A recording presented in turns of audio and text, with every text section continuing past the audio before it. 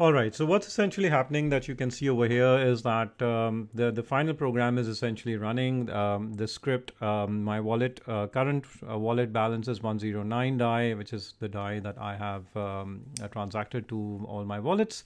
And what's essentially happening is that there is an API service that's continuously hitting my API that I have developed in Postman.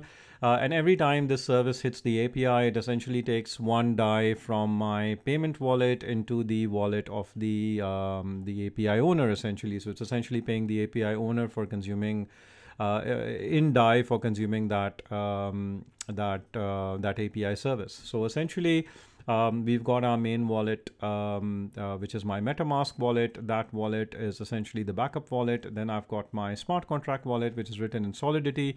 On top of this smart contract, there is a Python agent. There's a Python AI program, a machine learning program.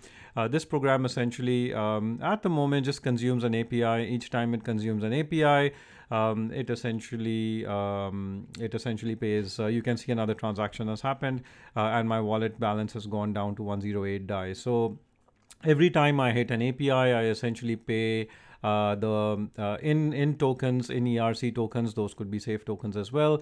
In ERC tokens to the wallet address of the person who's providing the API services, essentially. So I'm paying basically him in test Dai, which could be safe tokens or any other tokens.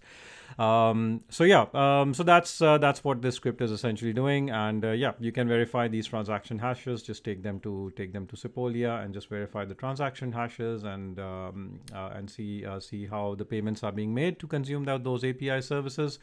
Here is where I'm opening my wallet. Just quickly looking at, I've got 3 Dai at the moment, and probably another one transaction. I should have 4 Dai and 5 Dai and 6 Dai. So I'm stopping this at the moment, and feel free to play around with this script and see lots of things. This script is doing. One, it is if my smart contract wallet balance goes below a certain threshold, it essentially just brings money back from my backup wallet. So lots of things happening here, which I've explained in the previous videos.